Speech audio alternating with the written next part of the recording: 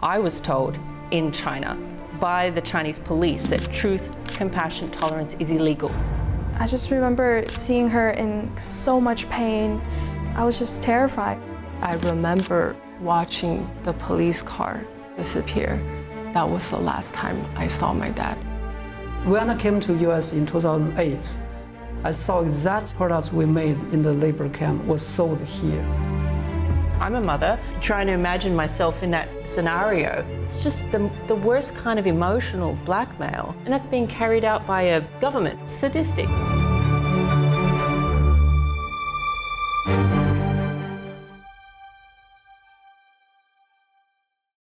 Hello everyone, I'm Steve Lance. I'm the host of NTD's Capital Report. Today I welcome a very different group of guests. They may not have much to say about American policy, but each one of them has a story, a very compelling story, that reminds us of the critical role America plays in the world stage and how much our foreign policy choices could mean to the voiceless throughout the darkest corners of the world. For us, it may be just boring policy and may sound distant, but for others, these policies give them protection they need to survive atrocities that here in America we can only imagine. 25 years ago today, when the Chinese Communist regime launched a nationwide eradication campaign against the spiritual group Falun Gong, tens of thousands of innocent lives and their stories were changed forever. As this atrocity is still alive today, more still needs to be done. I'm really honored to have you all sitting here with me today. And we're here, unfortunately, on the eve of the 25th anniversary of the persecution of Falun Dafa.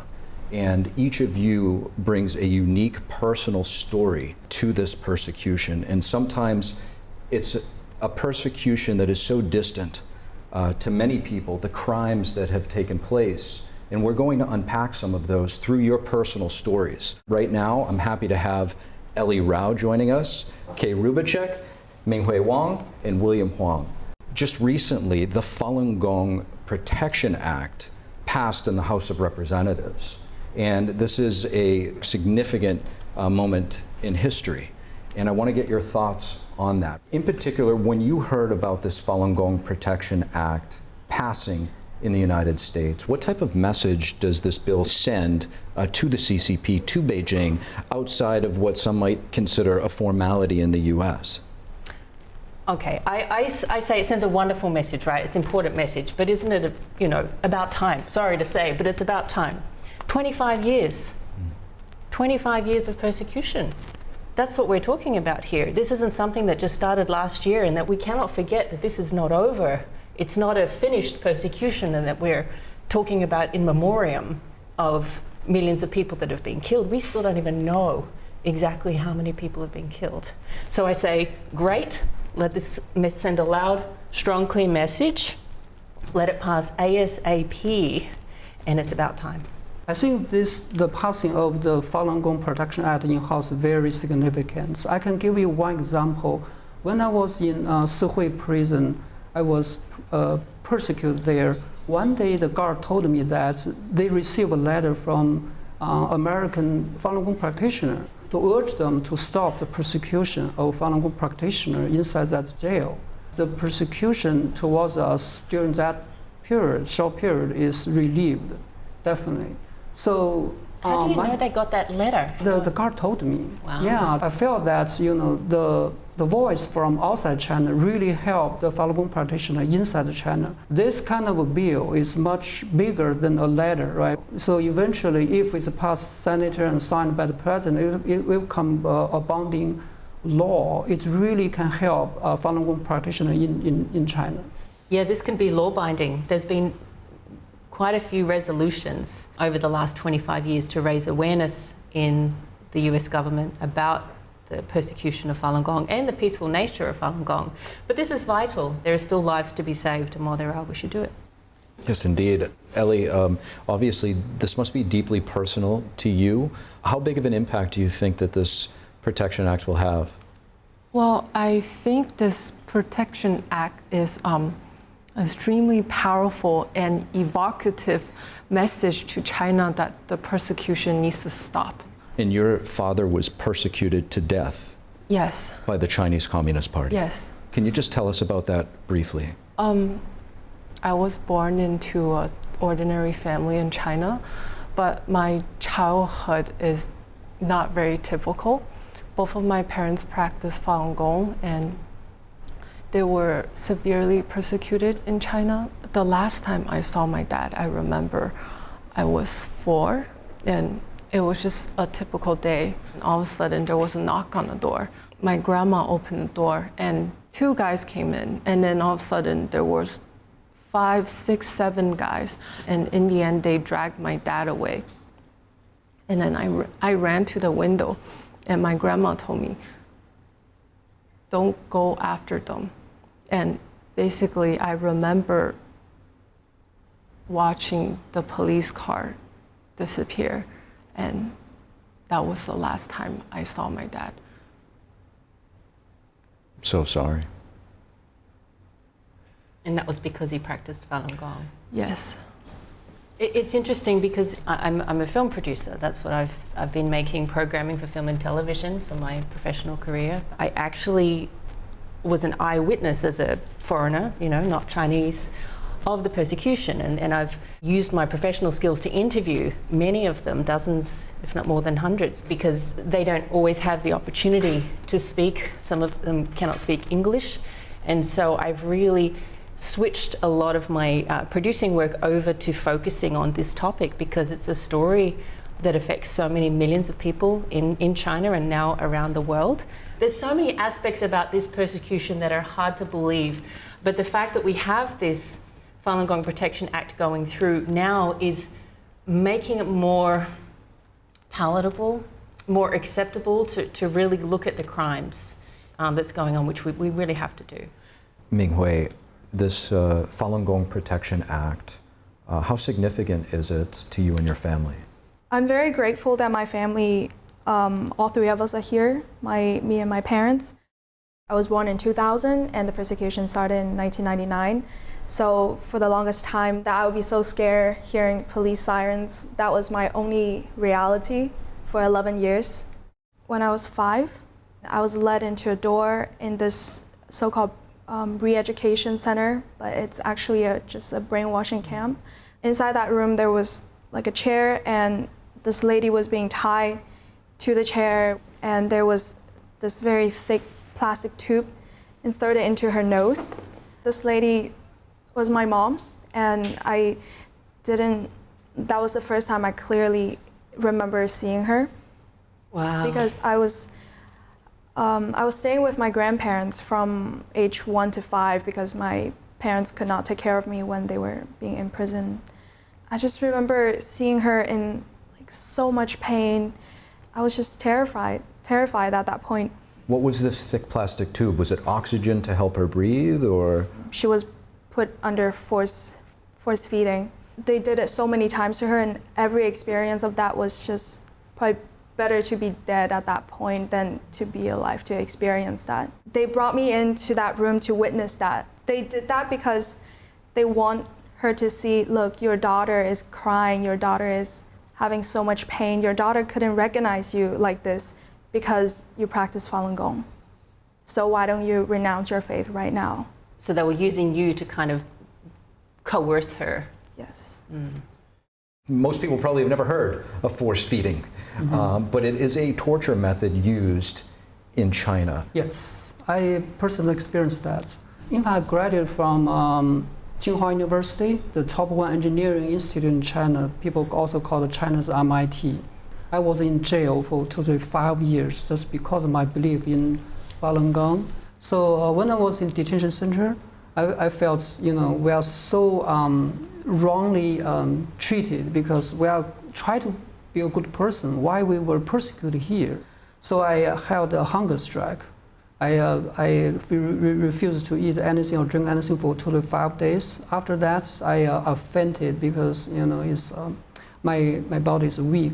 Then they chained me 4 limbs in a wood plank. Then they pinched my nose. I cannot breathe freely, and they used a chopstick to stick into my throat. Then I feel very painful. What was the chopstick for? Kind of like invoke, I have to suck in something. Okay. Then they pour a liquid into my mouth. It's very painful experience, definitely. I feel very hurt here. One of my schoolmates, he was force feeding many times. Once his air pump just broken because the force feeding. They use like a plastic tube to stick into his stomach, but damage the air pipe. So that kind of thing. He has to go to the emergency in the hospital. One practitioner, he from Guangzhou, even he persecuted to death just because of force feeding. It's definitely kind of a torture. Like what they did to Ming Hui. I mean, can you imagine bringing a 5-year-old child into a room with, I'm a mother, just trying to imagine myself in that scenario where it's just the worst kind of emotional blackmail, and that's being carried out by a government. I mean, really, it's sadistic to do that, to impose that on a child. So what drew you about voting in favor of the Falun? The same thing as me, and within 30 seconds. My mom went to the hospital to demand for my dad because he was persecuted to the point where he became a vegetable person. The hospital didn't give my mom the body, and they said, if you want it, we can give it to you for 100,000 yuan. So she refused. And a week later, when she went to the funeral home to check the body, she couldn't recognize if it was really my dad. So she actually highly suspected forced organ harvest on him. She saw a body, but it didn't look like him? Yeah, she couldn't recognize it. It just looked like it could be anybody. Wow. The Falun Gong Protection Act specifically goes after those who are complicit or involved in one of the most heinous crimes known to man, which is forced live, state-sanctioned by the Chinese Communist regime organ harvesting. Yes. Where they are known to extract organs from living human beings, cremate the bodies so that there's no evidence, sell the organs at top dollar, and they're doing this to healthy prisoners of conscience. You were a prisoner of conscience, literally. Right. One of the biggest challenges is the evidence of finding this because the CCP covers it up.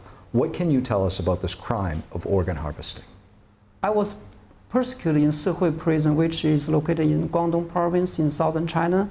And in 2015, in fact, a whistleblower, he posted an article about extraction of a prisoner's organ to sell for profits in that prison. That's a very horrible story. I read the whole article. The whistleblower, in fact, is a guard inside the prison. I know him pretty well because he was the guard in the same ward in the prison when I was in there. In the article, there's a lot of detailed events, so the person's name, everything is true because I know all of them. The article mentioned that the director of that prison, he wants to make a great profit from the selling the organ of the prisoners. They select some poor or less educated prisoners and kill them and sell organ for great profits. This is kind of a proof like forced organ harvesting really exists in mainland China. For those of us who have been fortunate enough to grow up in the West, specifically in America, understanding what it's like living under communist rules, specifically it's just something we can't really comprehend. You guys have all literally lived under the iron fist, under constant pressure of being wiped off the face of this earth, like with your poor father, Ellie. So what is it like now? Are there any after effects of this, PTSD or emotional trauma that you could share with us? Actually, this is a very good point because I think I chose dance as a career because of this trauma. When I was little, I would always see someone else with their dad and I would feel a hole in my heart. But at the same time, I know that my dad gave me courage to do what is right, to tell the world that truthfulness, compassion, and tolerance is essentially good. The funny thing is, I was so shy when I was little that I couldn't talk to people. But they all say action is louder than words, so I decided to choose dance as a career since I saw Shen Yun in 2007, and I felt that it reconnected me with my faith, and I also felt like Shen Yun was doing pretty good effort at exposing the persecution. You essentially bring William's story to life. Yes, yes, and also my own story to life. The first time I saw Shen Yun, we had a piece based on basically my family story, and the dad was persecuted to death, and there was this little girl on stage, and she really wanted to save her dad, and that touched me on a personal level because I felt that I was that little girl. How did you go? I can't imagine trying to. It's like playing yourself in a movie and you're reliving that painful story. How did you do that? It's hard to describe because on stage everything is compact, and every single time we know that we're telling the audience something is going on in China, and we want to bring them hope because it's always someone is persecuted, but at the end of the day, goodness prevails, and because we believe in God, God will help us. And I remember this one time, I didn't play the little girl. I played this fairy that came to the little girl when she was really sad. When I held her hand, she had a tear dropped onto my hand. And that one performance was really special to me because I felt that I was her at the same time. Oh wow, that's so touching. It's very touching. Yeah. Honestly, every time I saw the program about persecution in Shenyun, I will be moved to tears. It's very touching. Probably because myself, experienced the real story of the persecution. Hui, I have a question for you. In fact, when you was very little, right, your father in the labor camp. So how do you communicate with your father at that time? My mom and I actually tried to visit him many times, and we were denied because he wouldn't transform. So transform basically means renounce your faith, sign the paper saying you won't practice Falun Gong anymore, and my dad refused to do that. So I started writing to my dad, and I remember the first letter, it was of a postcard. This is him writing to you, or you writing to him? I wrote to him. Okay. Yeah, as the starting letter. How old were you? I was 7 years old. Wow. Yeah, my handwriting was terrible. Can you still read it? It's better than my Chinese. Yeah, so it's in the back of a postcard. I started with, "Hey Dad, how's your physical conditions? Maybe you're so unhappy inside, being in the labor camp. Let me tell you a joke." And I told him a very stupid joke. But yeah, and then I also reported on, I have a month till I have the final exam, and then I'm gaining weight, I'm also growing taller. So very mundane stuff. And then we had these kind of letter exchanges for basically the 2 years that he was inside the labor camp. Actually, for one of my birthdays, he wrote to me like a poem that rhymes, and it's a little bit funny. I think from that poem, I realized, wow, he really remembered every single thing that I mentioned in the letters, that I was watching TV a lot, I was learning how to swim, but then getting a horrible tan, and then I was like pointing out that some of the words that he was using was wrong or like misused. It just felt like he was trying his best to fulfill his duty as a father, even while being in prison. He would include everything in that little poem as like that was his birthday gift to me, and yeah, it's the best birthday gift I could ask for. One thing that I was kind of taken back by is everybody here at the table has been persecuted in one form or another, directly literally directly. But I think, Kay, you kind of stand out. You're the only non-Chinese here. Tell us about your experience in Beijing. I went to Tiananmen Square in 2001. The persecution had been going on for a few years, since 1999. I started practicing Falun Dafa in 1998. I had gained so many health benefits, and it opened my mind, and I felt really a greater sense of purpose. And then a few months later, I learned that someone had been killed, that there was a Chinese older woman who had been tortured to death for doing 5 sets of gentle exercises and reading a book, the same thing as me. And you know, just the shock from that was really hard. And so I found it so hard to believe this persecution that when I had an opportunity, I knew of some Americans actually who were going to China, and they were going to hold a banner on Tiananmen Square. And what did the banner say? Truth, compassion, and tolerance. So basically, I was arrested in China for holding 3 words in public, and within 30 seconds, violently taken into vans and shoved into a basement prison cell in the Tiananmen Square police station. Wow. I got out. I'm here. 23 hours.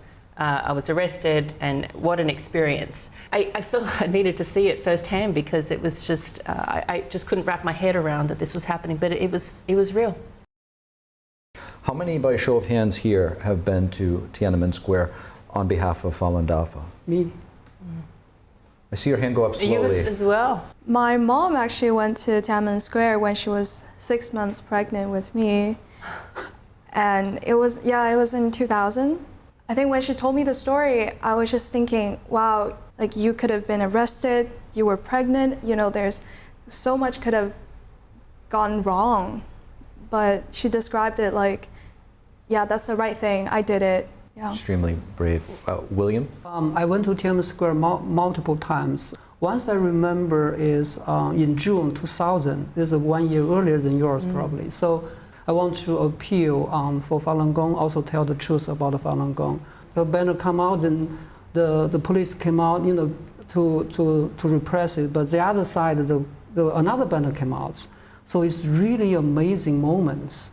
A lot of practitioners were arrested on that day.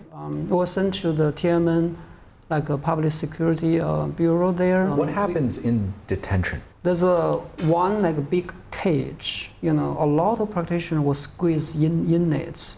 We cannot use toilets. We cannot eat or drink. Well, I think I was probably in the same place that William described. It's next to the Tiananmen Square, and it's a basement prison cell. He's calling it a cage because it has these big iron bars. No, there is no toilet. There's a hole in the ground. The cells were tiled all over, the side and the floor. And I remember being in there for hours and just thinking they could do anything in here and just wash it down the drain. At the time, you know, I knew some of the torture stories, and I thought, well, okay, these things could happen to me. I guess it's really the specter of communism, I like to call it, is that mentality that you can treat people so inhumanely, because that's what I think it's hard to accept from an American perspective, because we believe everyone's created equal, born under God, right?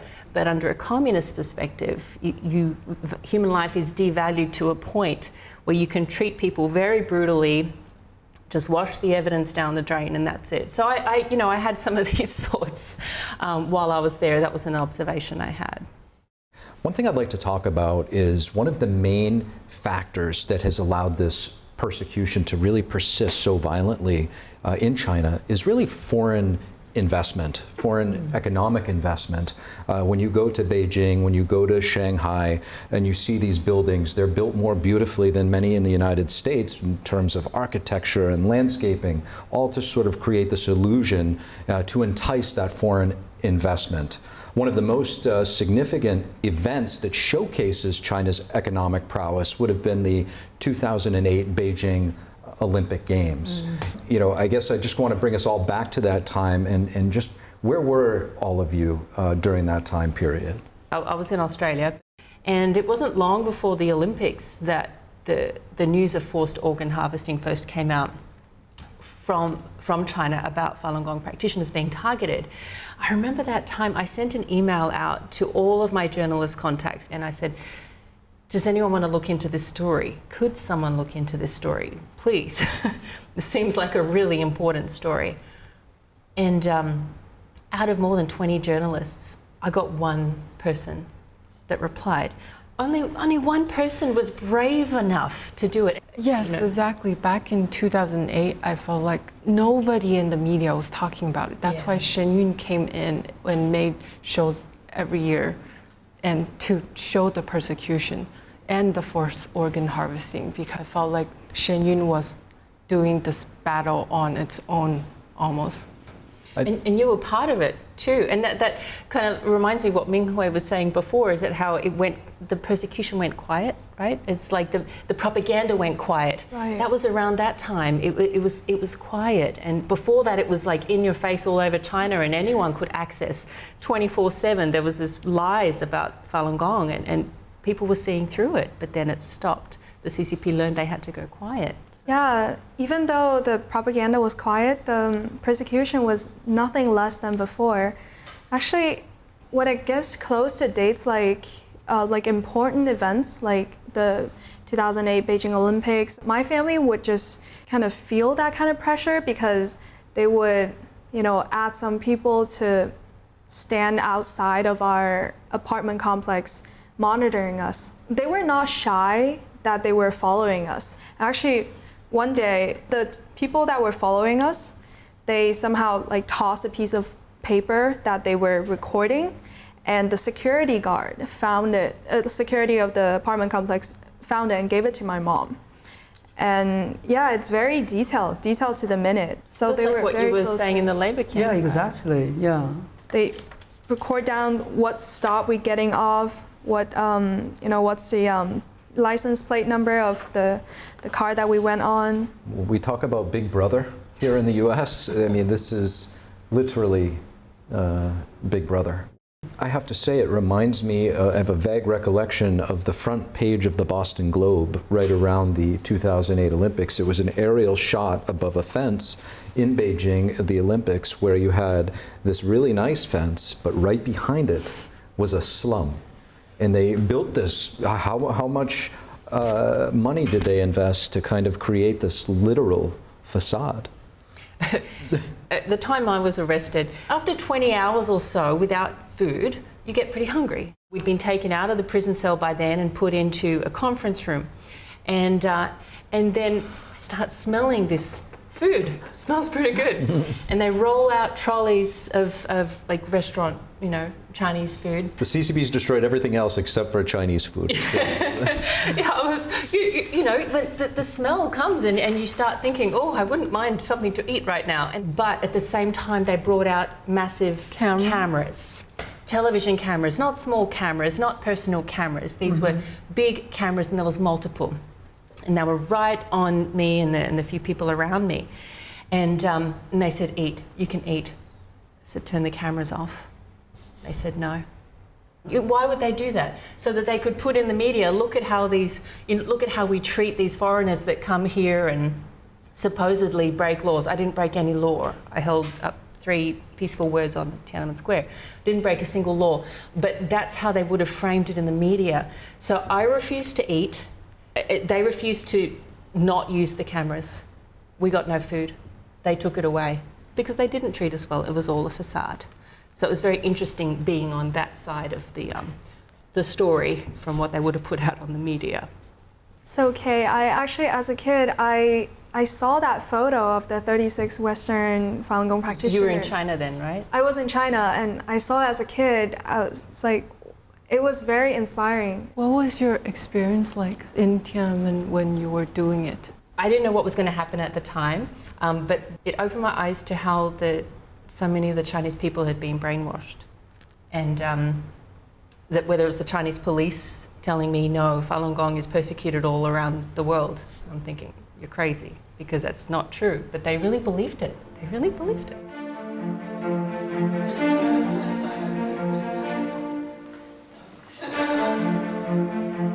When I first came to the US, I went to elementary school in Queens Flushing, and my deskmate was a Chinese kid from China as well, and he had high government official parents, and we were really good friends because I spoke English a bit better than him, and I was his translator.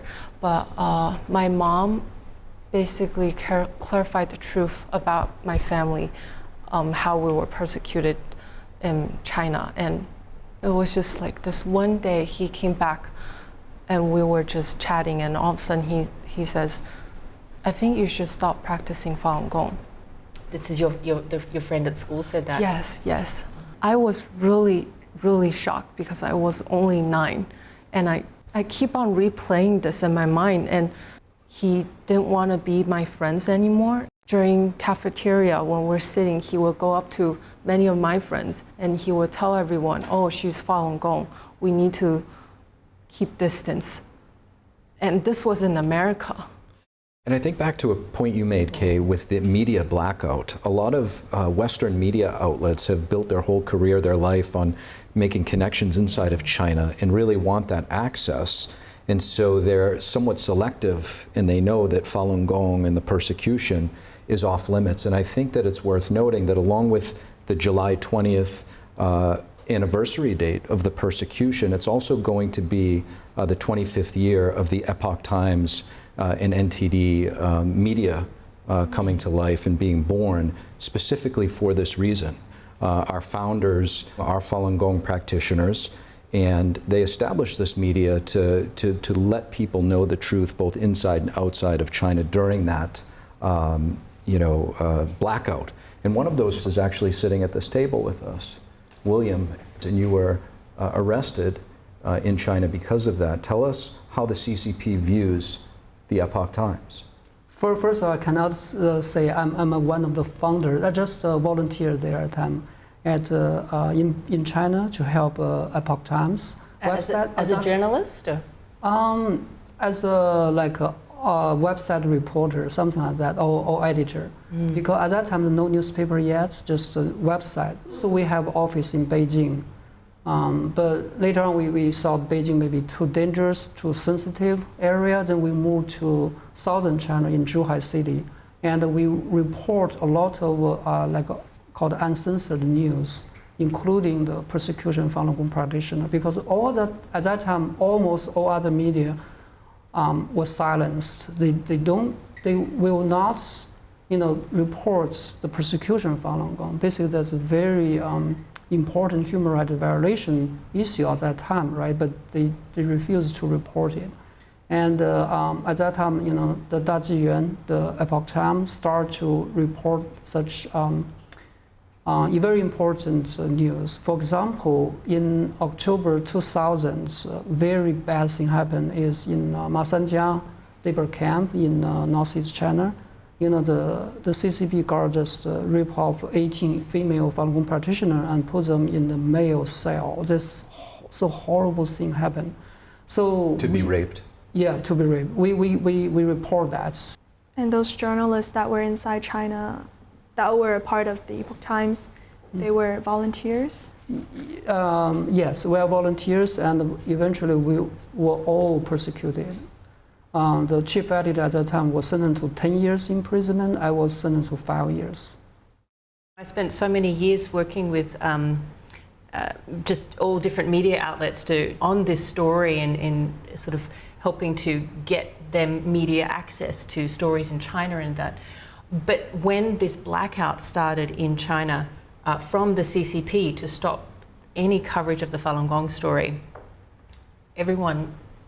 most media listened. It was only just a few every now and then that might publish a story. So I found it extremely inspiring to, when I first learned about the stories about William's story and others from Epoch Times, that this was starting in China. I remember back then when I learned about it, and it's extremely inspiring to know that there's people who were willing to take that risk, and they paid a huge price for it. 5 years in prison, 10 years in prison. So how long, William, did it take you to kind of adjust to, a normal way of living when you came here, and do you still have flashbacks of prison, and how do you cope with that? Yeah, I think that's a good question for me. Honestly, in the prison, during the persecution, I was treated badly by the guards. I had some hatred towards them, honestly. But after I came out, especially I came to the free country, once I searched one of the guards' name online, I got one of his picture. He went to some sightseeing sites in China. I felt I didn't feel hatred at all towards him, because in fact the guards or the police or whatever, they also persecuted us in somehow, some way, right? Because this persecution not only for Falun Gong practitioners, also to ordinary people, because they were polluted by the propaganda of the CCP, and they have to be involved. This big crime is very bad for their future. This kind of compassion really dissolved my hatred towards the police who persecuted me in person. So I feel, this is also my responsibility, my moral responsibility to tell the truth about the persecution and let more people know about it. Sounds very Christian-like. I mean, when Jesus was on the cross, forgive them for they know not what they do, I think it just shows that there's universal values out there that many spiritual disciplines share. It's very powerful to be able to forgive somebody who essentially wanted you dead. On that note of the people who do the persecuting, it is really, there's some nuance to that too, because I've interviewed so many survivors, probably more than 100 survivors of this persecution, and others who've been persecuted by communist regimes around the world. And one movie that I did called Finding Courage, we interviewed a whole family and their story of persecutions, but I found that they couldn't answer the question of why. How could people be the torturer? How could a human being do that, cause that pain to someone like a 4-year-old child or something like that? So that's where I felt like I needed to interview people who carried out the persecution. And so I was able to find more than a dozen. And some of them were high-ranking officials from formerly of the CCP. And it's really fascinating interviewing them, because I had a lot of concepts about what they would say and how they would think, and many of my notions were wrong. There was one man who ran not just one slave labor prison camp in China, but multiple. And the way I thought of slave labor in prison is wrong, as a morally wrong concept, that you don't use human beings like that. But for him, he's like, what are you talking about? This is what we do. This is my job, right? So it helped me to have more compassion for these people. To William's point, is that these are human beings that have been raised in the communist regime, under that spectre of communism, that construct, for a long time, for many generations. And they have to live by those rules or they die, especially under the things like the Cultural Revolution and those times. Those hardened they don't have a choice. They don't have a choice. You either break and be all with the party, or you're completely broken inside. And many of them were broken inside. They face a lot of trauma, especially those who carried out the persecution and that they've realized they've done something wrong. I think that's really hard for them as well, because there's a lot of guilt on their conscience. I think they're powerful stories and they're traumatic, and it's been difficult for me, but I think I get through it by thinking about those who have survived it.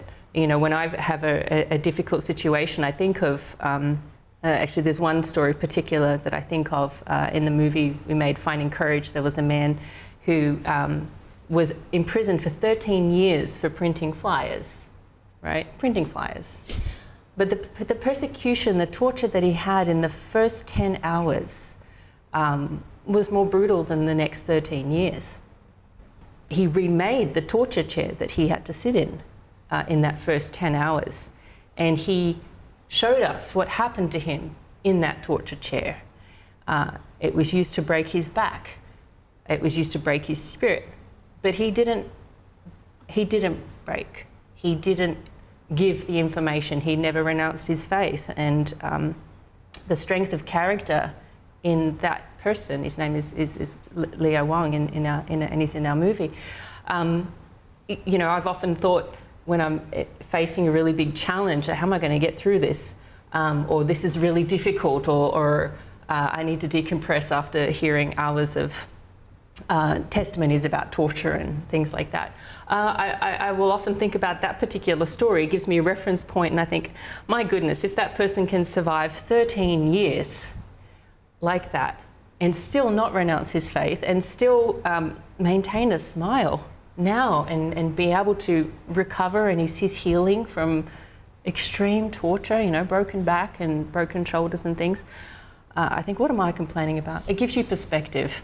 So whatever complaints I have are very small when I compare my experiences to those who've survived and suffered so much. Ellie, when it comes to Shenyun performing arts, you know, many of the artists, including yourself, have faced horrendous persecution. Yet Shenyun offers the audience and the world something so bright. Why such a contrast?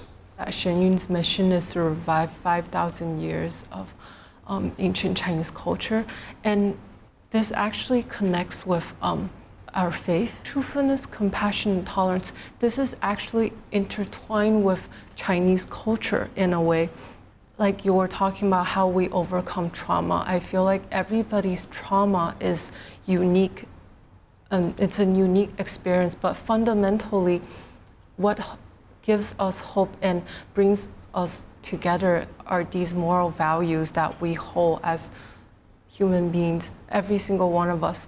And I just remember when I was little, my grandpa used to teach me Chinese characters, and there was this San Zi Jing is this 3-character classic that everybody knows, and the first sentence goes, 人之初性本善.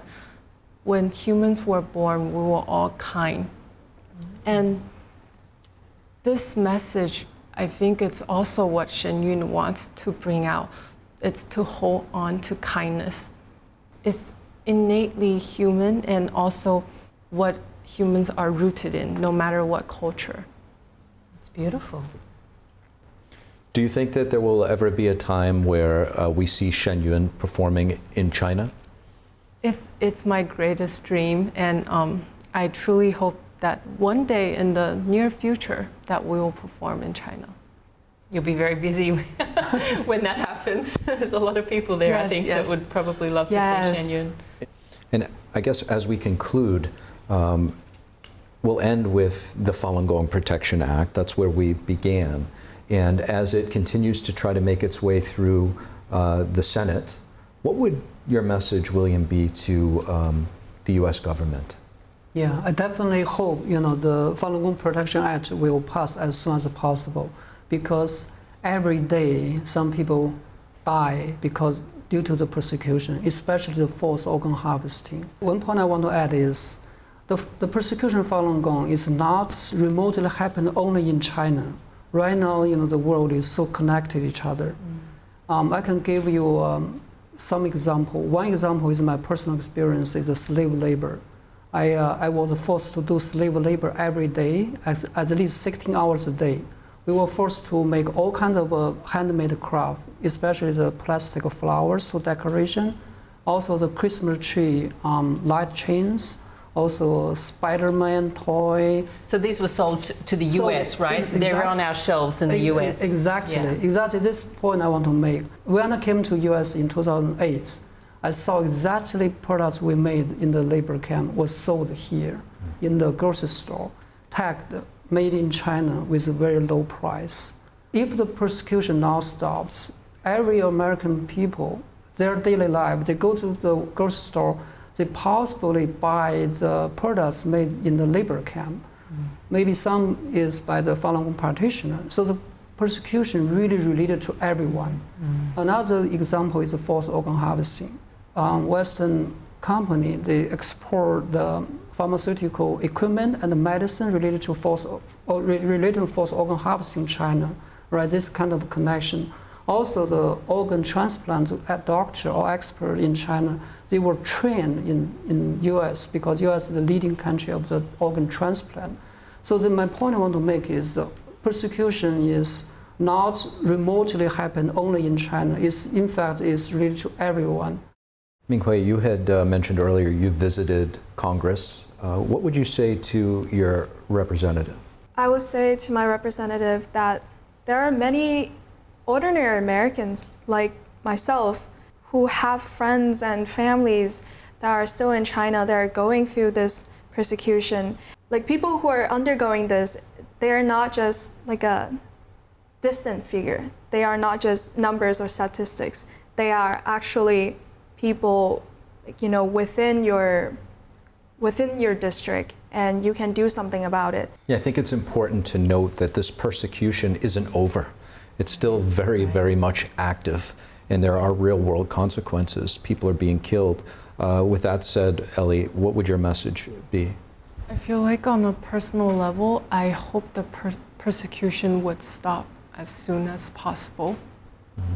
And in the future, there wouldn't be anyone anywhere on earth essentially to lose their dad at such a young age because they practice truthfulness, compassion, and tolerance. I hope this persecution can end and future generation would not have to go through so much hardship. Very well said. I have to say, I know that a lot of the issues that we talked about today weren't easy to talk about. And I just want to thank everybody for all that you've been through and to be able to share that with me and everybody else that's watching. It's really important, especially as we approach year 25 of persecution with some light at the end of the tunnel with the Falun Gong Protection Act halfway there to the finish line. With that said, thank you all very much.